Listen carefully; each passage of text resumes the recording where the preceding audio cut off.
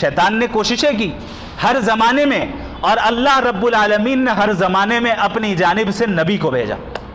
ایک طرف شیطان کوشش کر رہا ہے بندوں کو گمراہ کرنا ہے، دوسری طرف انبیاء کی کوشش ہے کہ بندوں کو ہدایت پر لانا ہے، بندوں کو ہدایت پر لانا ہے۔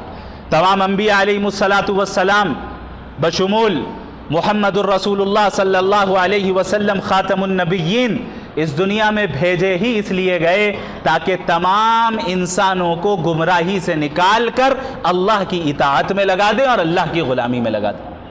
اب یہ دو طاقتیں ہیں، شیطانی طاقت اور انبیائی طاقت، یا یوں کہیں کہ شیطانی طاقت اور رحمانی طاقت، اور ان دونوں طاقتوں کے درمیان ہمیشہ سے کانفلکٹ جاری ہے، کشمکش جاری ہے۔ بظاہر ایسے حالات تاریخ میں بھی گزرے جہاں ایسا محسوس ہوا کہ شیطانی طاقتوں کو مکمل غلبہ حاصل ہونے والا ہے، اب شاید یہ رحمانی طاقت اور انبیائی طاقت شکست کھا جائے۔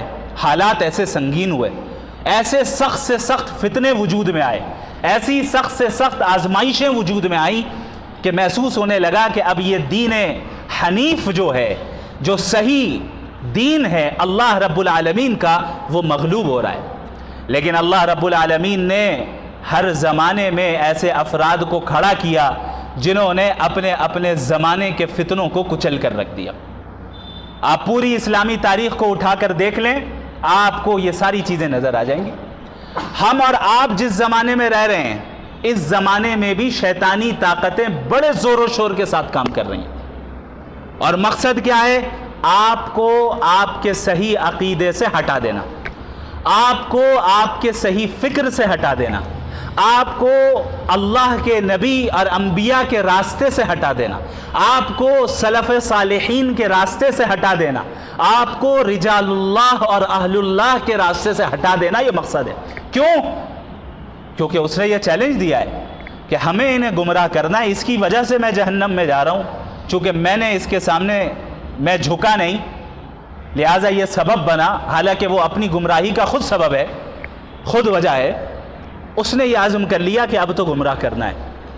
اب آپ موجودہ زمانے کے فتنوں کو اگر پاسٹ کے فتنوں کے ساتھ کمپیئر کرنے جائیں تو بظاہر ایسا ہی محسوس ہوتا ہے کہ اس زمانے کے فتنے زیادہ خطرناک ہیں، اور نبی کریم صلی اللہ علیہ وسلم کی احادیث سے بھی اس کا ثبوت ملتا ہے۔ بعض روایتوں میں ہے کہ آنے والا ہر دن پچھلے دن کے مقابلے میں زیادہ پرفتن اور زیادہ شر والا ہوگا، زیادہ شر والا ہوگا۔ آپ صلی اللہ علیہ وسلم قیامت کے قریب کے زمانے سے پناہ مانگتے تھے، دجالی فتنوں سے پناہ مانگتے تھے کہ قیامت کے قریب کا زمانہ ایسا ہوگا جہاں دجالی فتنے چاروں طرف چھا جائیں گے۔ خود غور کریں، دجال کسے کہا جاتا ہے؟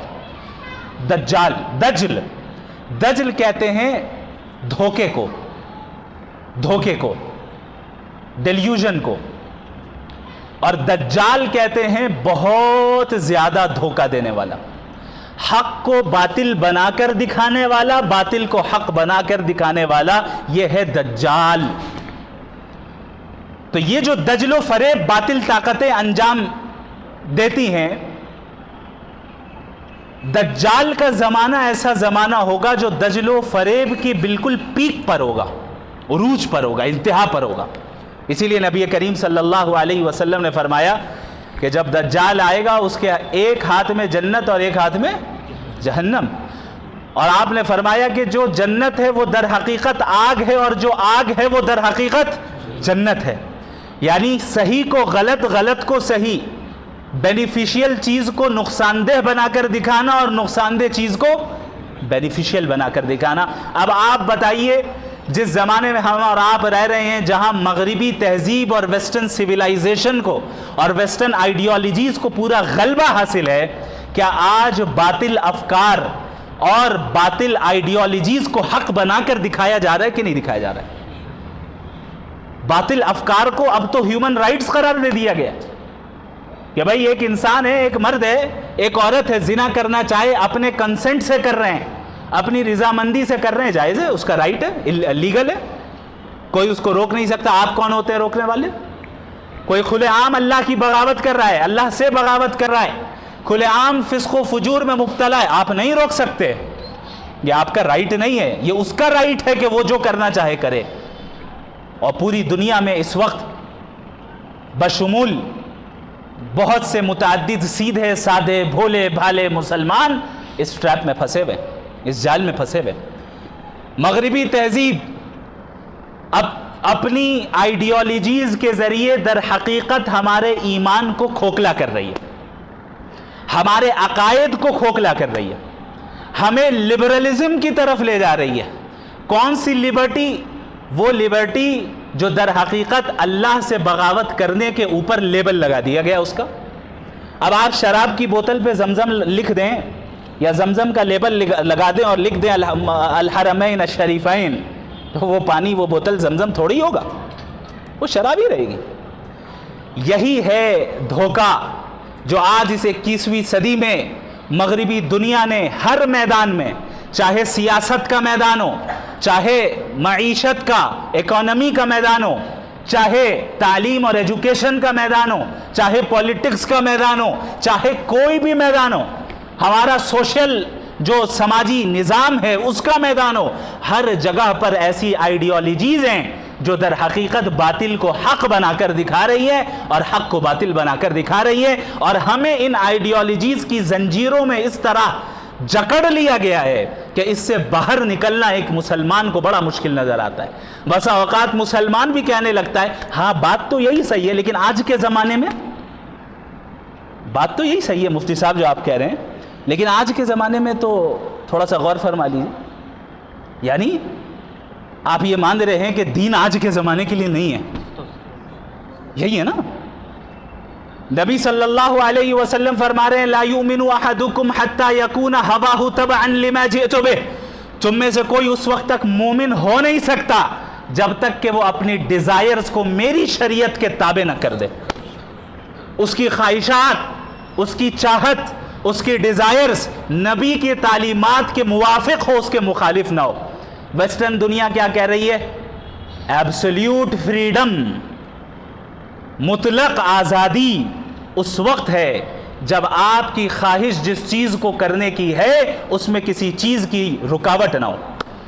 اگر آپ کی خواہش ہے زنا کرنا ہے، کریے، کوئی مذہب رکاوٹ نہیں بن سکتا۔ اگر مذہب کی وجہ سے رک رہے ہیں، آپ بیکورڈ ہیں، کنزرویٹو ہیں، اور آپ در حقیقت غلامی میں مبتلا ہے۔ آپ کو سودی لین دین کرنا ہے، سودی لین دین کیجئے بڑے شوق سے، سود لینا اور دینا۔ اگر اس سے کوئی کتاب تمہیں روک رہی ہے، کوئی خدا تمہیں روک رہا ہے، کوئی مذہب تمہیں روک رہا ہے اور تم رک جا رہے ہو، تو جان لو کہ تم کنزرویٹو ہو اور تم بلائنڈلی فالو کرنے والے ہو۔ یہ باتیں آتی ہیں کہ نہیں آتی ہیں؟ آتی ہیں نا۔ اب آپ بتائیے ہم حقیقی دجال کے خروج کے زمانے سے کتنا قریب ہیں کہ سارے فتنے تو در حقیقت چھا چکے ہیں ہر جگہ پہ۔ آپ اکانومی کے میدان میں جائیں، کیپٹلزم کو کیسا غلبہ حاصل ہے، کیپٹلزم کے خلاف آپ کام کر کے دیکھیں، راتوں رات آپ غائب ہو جائیں گے۔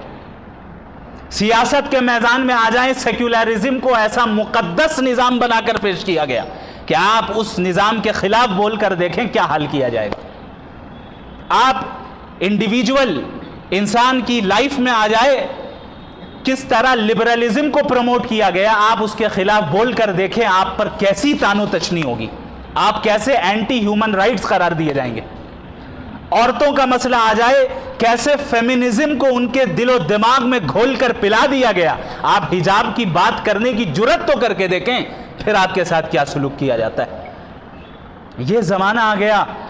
نبی کریم صلی اللہ علیہ وسلم نے فرمایا تھا کہ ایک زمانہ آئے گا کہ جس وقت اس دین پر قائم رہنے والا شخص ایسا ہوگا کالقابض علی الجمرہ، آگ کے انگارے کو تھامے رکھنے والا۔ اب آپ آگ کے انگارے کو ہاتھ میں کتنے ہی سیکنڈ رکھ سکتے ہیں؟ رکھنا ہے، مضبوطی سے پکڑیں، تکلیف ہو رہی ہے لیکن جھیل رہے ہیں۔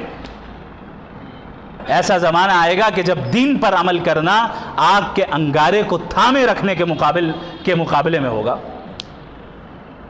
اور اس جیسا ہوگا۔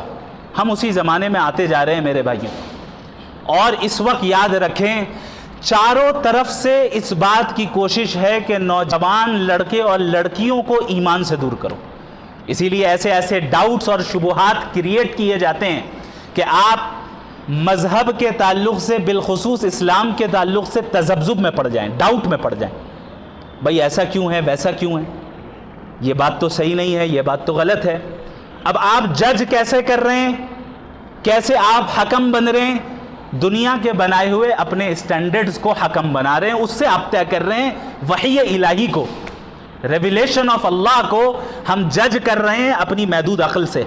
اس سے بڑی حماقت اور بے وقوفی اور کچھ نہیں ہو سکتی کہ ایک انسان اپنی عقل جو کہ ناقص بھی ہے اور لمیٹڈ بھی ہے، اس سے اللہ کی لامحدود حکمت کو جاننا چاہے، اس کا احاطہ کرنا چاہے. ایسا ہو ہی نہیں سکتا. جب جب عقل کو وحی کے اوپر ترجیح دی گئی وہ انسان گمراہ ہوا. جب جب وحی الہی اور ریویلیشن آف اللہ پر انسان نے اپنی ریزننگ کو ترجیح دی ہے، اسے پرائیورٹائز کیا ہے، وہ انسان گمراہی کا شکار ہوا. جبکہ اللہ رب العالمین نے عقل کے استعمال کرنے کا حکم دیا. اسی لیے قرآن کریم میں اللہ نے بار بار کہا عقل نہیں رکھتے، ذرا زمین و آسمان پر غور کر کے دیکھو، عقل نہیں رکھتے. لیکن یہ بتا دی کہ بھائی تمہارے پاس جو عقل ہے اس کی ایک باؤنڈری ہے، اس کی ایک لمیٹیشن ہے. اس باؤنڈری کے باہر کی چیزوں کو جاننا ہے تو اب تم عقل سے نہیں جان سکتے. کس چیز سے جانو گے؟ وحی الہی، ریویلیشن آف اللہ جو انبیاء علیہ السلام پر نازل ہوئی، چونکہ یہ در حقیقت موسٹ ایکیوریٹ انفارمیشن لے کر آئی ہے. وحی ایک ایسا سورس آف نالج ہے جو موسٹ ایکیوریٹ ہے، بالکل صحیح اور سٹیک، اس میں غلطی نہیں ہو سکتی. کیوں؟ کیونکہ یہ سورس آف نالج براہ راست الحکیم اور العلیم کی طرف سے آئی، آل وائز آل نوئنگ کی طرف سے. آل وائز اور آل نوئنگ ذات کبھی خطا کر سکتی ہے؟ خطا انسان وہاں کرتا ہے جس چیز کا علم نہ ہو، غلطی ہو گئی. اب اللہ کی ذات العلیم ہے، آل نوئنگ، ہر چیز کا علم رکھنے والی، اور الحکیم بھی ہے کہ کوئی کام بغیر حکمت کے نہیں کرتی.